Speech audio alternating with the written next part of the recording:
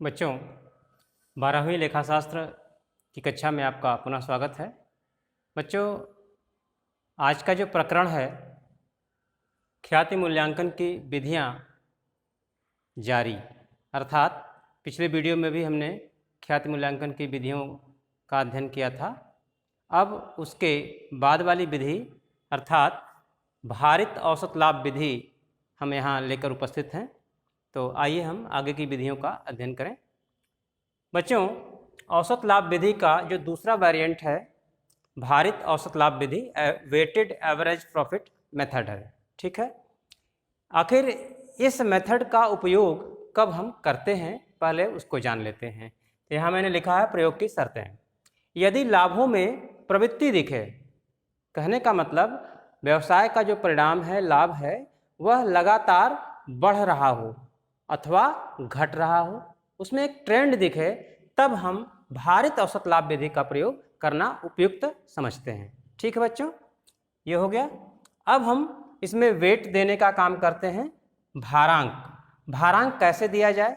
वैसे तो प्रायः प्रश्नों में भारांक दिया ही रहता है, किंतु अगर न दिया जाए प्रश्न में तो आप भी भारांक दे सकते हैं।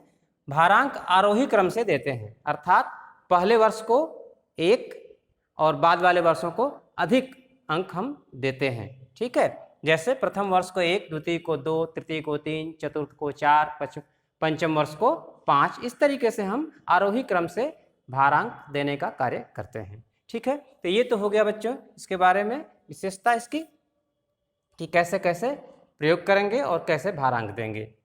अब हम इसके स्टेप्स में जानेंगे कि इस विधि से ख्याति को मूल्यांकित करने के लिए हमें किन किन स्टेप्स से गुजरना होगा।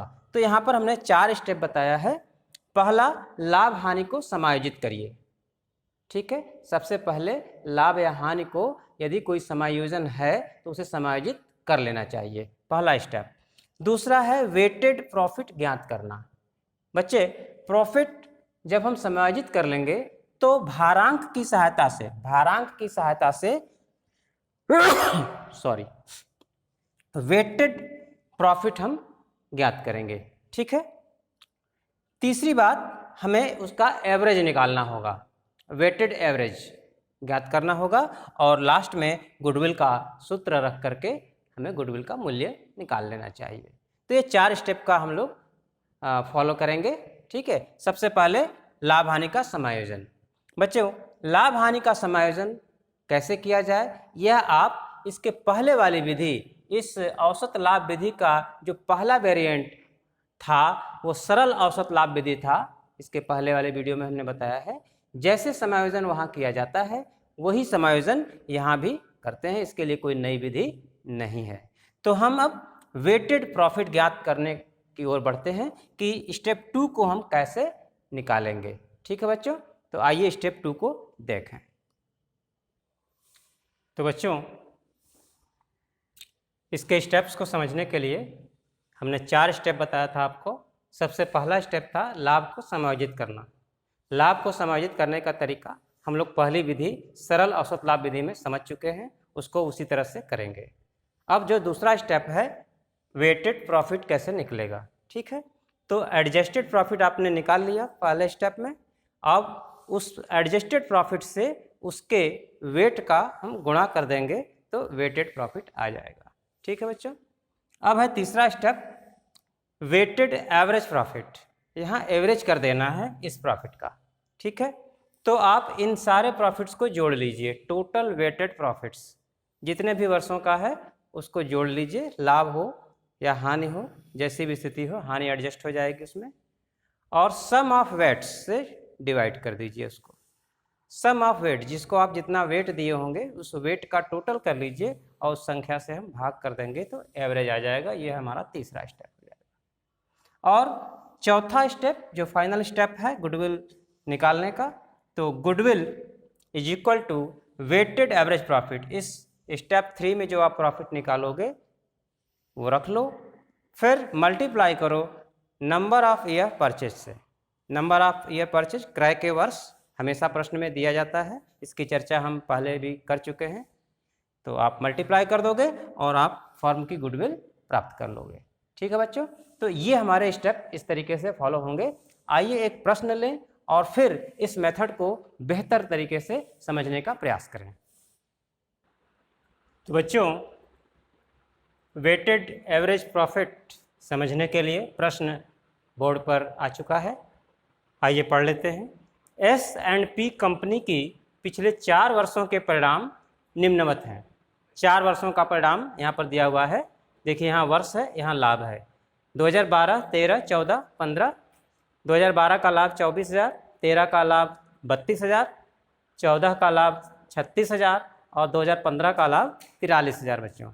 ठीक है, आप देख रहे होंगे कि इस प्रश्न में जो लाभ दिया हुआ है वह एक बढ़ते हुए क्रम में है। प्रति वर्ष लाभ बढ़ता हुआ दिख रहा है, यानी लाभों में एक ट्रेंड है, एक प्रवृत्ति है और यह भारित औसत लाभ विधि से इस प्रश्न को के आधार पर ख्याति का मूल्य निकालना उपयुक्त होगा, ऐसा पहले भी बताया गया।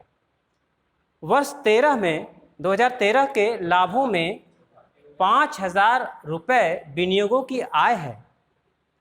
2013 के लाभों में 5,000 रुपये विनियोगों की आय है, अर्थात विनियोगों की आय इसमें शामिल है, यह बात प्रश्न कह रहा है।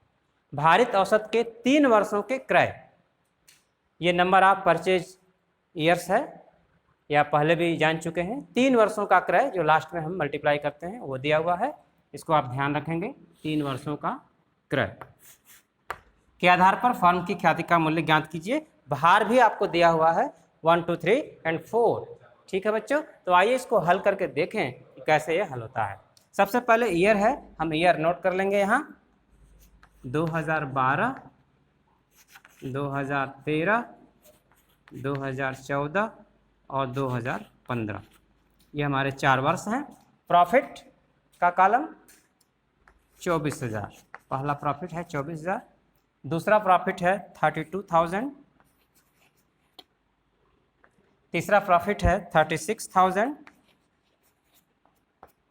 और चौथा लास्ट प्रॉफिट है 43,000। ये हमारा प्रॉफिट है।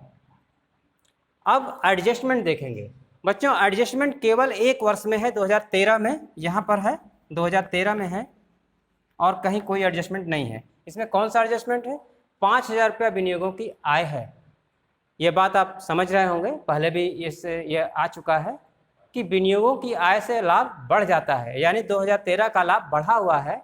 अब हम उसको घटाएंगे क्योंकि हमें व्यावसायिक लाभ चाहिए, विनियोगों की आय वाला लाभ नहीं चाहिए, इसलिए इसको घटाएंगे।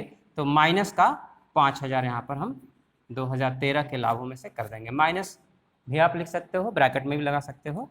बाकी में कहीं कोई एडजस्टमेंट नहीं है तो आपने ये एडजस्टमेंट फिलअप कर लिया। अब आप एडजस्ट करने के बाद प्रॉफिट कितना हो गया, ये एडजस्टेड प्रॉफिट वाला कॉलम है। ठीक है बच्चों, तो ये 24 का 24 ही रहेगा। ये 32 में से 5 गया, 27,000 हो जाएगा। यहाँ 36 का 36 ही रहेगा और यहाँ 43 में कोई एडजस्टमेंट नहीं है तो यहाँ भी 43 ही रहेगा। ठीक है बच्चों, अब हमारा ये वेट है। वेट दिया हुआ है प्रश्न में 1, 2, 3 और 4, ये हमने लिख लिया जैसा प्रश्न में है इसका। अब वेटेड प्रॉफिट, आपने इसका सूत्र पहले पढ़ा है, हमने इसके पहले सूत्र बताया है कि वेटेड प्रॉफिट कैसे निकलता है। जो भी प्रॉफिट आया है एडजस्टेड प्रॉफिट, उसमें हम वेट का मल्टीप्लाई कर देते हैं, गुणा कर देते हैं, तो हमारा वेटेड आ जाता है। तो 24 में 1 का करेंगे तो 24,000 ही आएगा। 27 × 2 54,000 आएगा। 36 × 3 1,08,000 आएगा। 43 × 4 1,72,000 रुपया आएगा। ये हमने मल्टीप्लाई कर लिया है। थोड़ा सा ऊपर लिखेंगे 172, ये आ गया।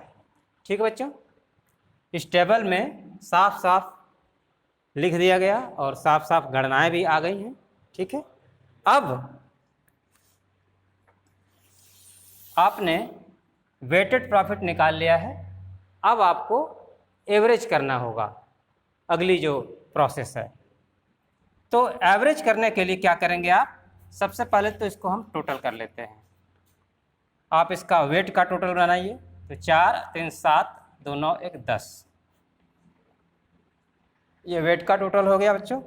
वेटेड प्रॉफिट को भी जोड़ लेंगे, तो 4 4 8 8 16 2 18 के 8, 18 के 8, हाथ लगा 1, 5 2 7 1 8, 8 7 15 के 5, हाथ लगा 1 2 1 3, 3,58,000 ये हुआ बच्चों। ये 4 वर्षों का वेटेड प्रॉफिट है, 3,58,000 आपने जोड़ लिया। वेट का भी टोटल करते हैं, क्योंकि एवरेज निकालने में हमें सम ऑफ वेट चाहिए, तो यहीं पर हम टोटल कर लेंगे। अब इसके बाद अगला जो स्टेप है, जो तीसरा स्टेप होगा, वो एवरेज का होगा। ठीक है, पहला और दूसरा स्टेप बच्चों इस टेबल की सहायता से ही पूरा हो गया। ठीक है, जैसे पहला स्टेप क्या था, एडजस्ट करना होता था, आपने एडजस्टेड कर लिया।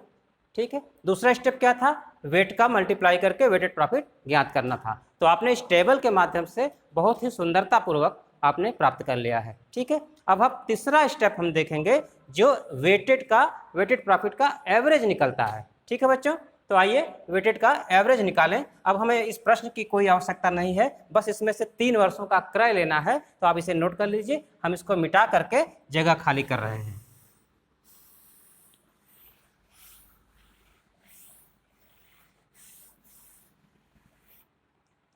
बच्चों जगह बन गई है। अब आप अगला स्टेप एवरेज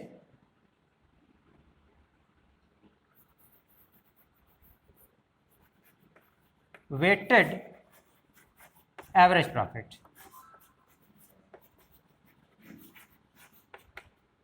निकालेंगे। कैसे निकलता है, टोटल वेटेड प्रॉफिट कर लीजिए,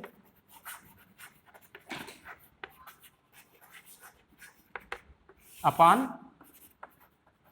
सम ऑफ वेट। ठीक बच्चों, तो ये हमारा टोटल है 358,000। देख लीजिए, वेटेड प्रॉफिट 358 है और वेट का सम है 10। इसको काट लेंगे तो कितना आ जाएगा, 35,800। ये हमारा एवरेज आया, वेटेड एवरेज आ गया। ठीक है बच्चों, तो तीसरा स्टेप हमने पूरा कर लिया। और फाइनल स्टेप जो गुडविल का मूल्य निकालना होता है, उसको अब देखें। तो हम फाइनल स्टेप यहाँ लिख रहे हैं, गुडविल GW ही लिख दे रहे हैं। गुडविल इक्वल टू क्या होता है, वेटेड एवरेज। ये जो एवरेज है 35,800, इसमें नंबर ऑफ ईयर परचेज का हम मल्टीप्लाई करते हैं। सूत्र भैया आप देख चुके हैं पहले। तो number of year of purchase कितना था, 3 था, 3 वर्षों का क्रय था। तो आप इसको मल्टीप्लाई कर लीजिए, तो 35 यहाँ 1,05,000 हुआ, 8 या 2400, तो 1,07,400 रुपये कुल आ रहा है। और यही फिगर इस फर्म की ख्याति का गुडविल होगा। 1,07,400 फर्म की ख्याति का मूल्य आ गया है। ठीक है, तो आपने देखा एक प्रश्न की सहायता से यह विधि आपको अच्छे से समझ में आ गई, ऐसा हम समझते हैं। बच्चों, ख्याति के मूल्यांकन की दूसरी विधि का नाम है सुपर प्रॉफिट मेथड, अधिलाभ विधि। बच्चों, ये आखिर अधिलाभ विधि का जन्म कैसे हुआ, किस आवश्यकता के कारण हुआ, आइए इस पर विचार करते हैं। आपने परिभाषाओं में ये सुना होगा, देखा होगा, पढ़ा होगा कि ख्याति जो है अतिरिक्त लाभ को अर्जन करने की एक योग्यता है, एक शक्ति है। ख्याति एक ऐसी आकर्षण शक्ति है जो हमें ग्राहकों को हमारे पास खींच कर लाती है और हमें अतिरिक्त एक्स्ट्रा प्रॉफिट को अर्न करने में मदद करती है। तो अब प्रश्न ये उठता है कि जब ख्याति अतिरिक्त लाभ को अर्जित करने की योग्यता है, तो हम पूरे लाभ के बराबर हम ख्याति का मूल्य क्यों चुकाएं। बस इसी विचार के कारण इस दूसरी विधि का जन्म हुआ बच्चों। ठीक है, तो इस विधि में हम कैसे निकालते हैं, इसके क्या स्टेप्स हैं, आइए उस पर चर्चा करें।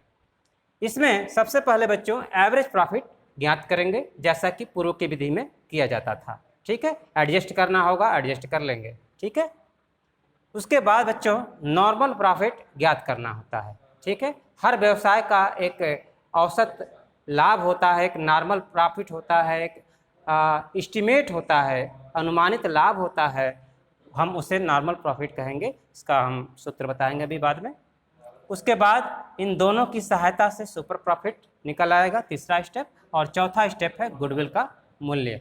ठीक है बच्चों, ये 4 स्टेप से हम यहाँ पर ख्याति की गणना करेंगे। आइए हर स्टेप को डिटेल में समझें। हाँ तो बच्चों, हम स्टेप्स को क्लियर कर दें आपको। ये 4 स्टेप में हमें गणना करनी है। पहला स्टेप आप पूर्व की भांति करेंगे जैसा पहले की विधियों में बताया गया है। ठीक है, दूसरा स्टेप कैसे निकलेगा? Normal profit is equal to capital employed into normal rate of return upon 100। अब ये कैपिटल एम्प्लॉयड क्या है बच्चों? आइए यहाँ पर देख लें। कैपिटल एम्प्लॉयड यानी नियोजित पूंजी।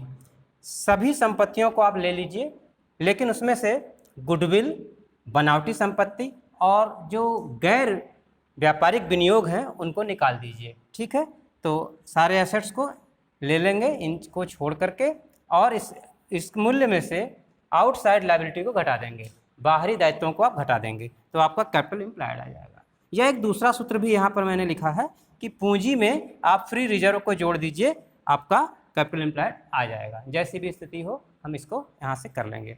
अब उसमें नॉर्मल रेट ऑफ रिटर्न जो है कब मल्टीप्लाई कर देते हैं। ये नॉर्मल रेट ऑफ रिटर्न क्या होता है बच्चों? बच्चों, हर व्यवसाय में ये अनुमान लगाया जाता है कि इस व्यवसाय में इतने % का प्रॉफिट तो निश्चित ही होगा।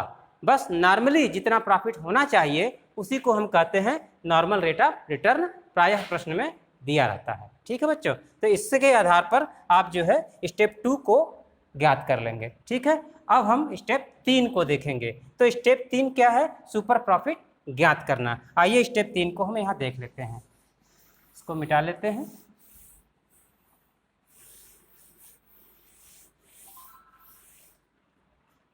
Step 3, super profit equal to क्या होगा? सुपर प्रॉफिट कैसे निकलेगा? ये आप एक्चुअल प्रॉफिट या एवरेज प्रॉफिट जो है उसमें से नॉर्मल प्रॉफिट को निकाल दीजिए। एक्चुअल प्रॉफिट या एवरेज प्रॉफिट जो कॉलम 1 में है, स्टेप 1 में है, ये स्टेप 1 है, और इसमें से यहाँ पर नॉर्मल प्रॉफिट कहाँ निकला है? स्टेप 2 निकला है। ये चीज़ 1 में से 2 को घटा दीजिए, आपका सुपर प्रॉफिट बच्चों आ जाएगा। तो आपने कॉलम 3 भी तैयार कर लिया। स्टेप 3 पूरा हुआ। अब स्टेप 4 जो लास्ट है, goodwill equal to super profit into number of year purchase. ये फॉर्मूला है। ठीक है, नंबर ऑफ ईयर परचेज से आप पूर्व परिचित हैं। सुपर प्रॉफिट जो आपका स्टेप 3 में निकल आएगा, मल्टीप्लाई कर देंगे, फर्म की गुडविल सामने आ जाएगी। ठीक है बच्चों, तो इस विधि से प्रश्न हल करना जो है अब हमें आसान हो जाएगा। आइए देखें कोई प्रश्न। तो बच्चों, एक सरल से प्रश्न से आपको ये अदलाब विधि समझाने की कोशिश करते हैं। प्रश्न एकदम आसान सा है, पहले आसान प्रश्न को लें। आइए पढ़ते हैं। एक फर्म की पूंजी 50,000 रुपये है तथा 10% सामान्य लाभ का अनुमान है। बच्चों, प्रश्न में कह रहा है कि फर्म की पूंजी 50,000 रुपये है और वह फर्म 10% लाभ कमाने की आशा रखती है। यही हमारा नॉर्मल रेट ऑफ रिटर्न है और यह पूंजी जो है हमारी कैपिटल एम्प्लॉयड हो जाएगी। ठीक है बच्चों, यदि फर्म का वास्तविक औसत लाभ 9,000 हो, वास्तव में फर्म 9,000 का औसत लाभ कमाती है, तो ख्याति की गणना सुपर प्रॉफिट अधिलाभ के 3 वर्षों के क्रय के आधार पर ज्ञात करना है बच्चों। ठीक है, तो 9,000 रुपये हमारा वास्तविक लाभ हो गया और ख्याति की गणना 3 वर्षों के क्रय यानी 3 का मल्टीप्लाई करना होगा। आइए इसको हल करके देखते हैं। ठीक है, सबसे पहला स्टेप बच्चों, औसत लाभ, एवरेज प्रॉफिट चाहिए हमें। वो हमें ज्ञात नहीं करना है, वो प्रश्न में दिया हुआ है। इस प्रश्न में दिया हुआ है वास्तविक औसत लाभ 9,000, हम यहीं से ले लेंगे। ठीक है, दूसरी बात बच्चों, नॉर्मल प्रॉफिट चाहिए हमें। जो हमारा दूसरा स्टेप है वो नॉर्मल प्रॉफिट का है। हमने सूत्र बताया था आपको कि कैपिटल एम्प्लॉयड में नॉर्मल रेट ऑफ रिटर्न का हम मल्टीप्लाई करके निकालते हैं। आइए कर लें। हमारा कैपिटल एम्प्लॉयड इस प्रश्न में 50,000 रुपये है और नॉर्मल रेट है 10%, तो 10/100 हो जाएगा और ये आ जाएगा हमारा कितना, आप इसको कटा लीजिए, 5,000 रुपये आ जाएगा। ये हमारा 5,000 रुपये नॉर्मल प्रॉफिट आ गया बच्चों। ठीक है, अब हम तीसरे स्टेप में सुपर प्रॉफिट निकालते हैं बच्चों। आपका स्टेप 3 जो है सुपर प्रॉफिट है। आप वहाँ फार्मूले में देखिए, सुपर प्रॉफिट निकालने के लिए average profit minus normal profit करते हैं। एवरेज प्रॉफिट हमारा 9,000 है, नॉर्मल प्रॉफिट 5,000 है, तो कितना आ जाएगा बच्चों, 4,000 आएगा। यह 4,000, ये जो 4,000 है यही हमारा सुपर प्रॉफिट है। ये हम तीसरे स्टेप पर पहुंच गए। अब जो चौथा स्टेप है वो हमारा गुडविल का है। तो गुडविल कैसे निकालते हैं? फार्मूला में आपने देखा है कि सुपर प्रॉफिट में क्रय के वर्षों की मल्टीप्लाई की जाती है। ठीक है, तो हमारा सुपर प्रॉफिट कितना है, 4,000 है और क्रय का वर्ष 3 वर्षों का क्रय है बच्चों, तो 3 का हम गुणा कर देंगे इसमें जैसा सूत्र कहता है, तो 12,000 रुपये हमारा आया। यही हमारे फर्म की ख्याति होगी, यही हमारा उत्तर हो जाएगा। ठीक है बच्चों, तो उम्मीद करता हूँ कि इस प्रश्न से आपको बहुत ही सरलतापूर्वक अधिलाभ विधि को समझने में मदद मिली है। ठीक है, और भी हम प्रश्न लेंगे लेकिन अगले वीडियो में। आज के लिए बस इतना ही, धन्यवाद।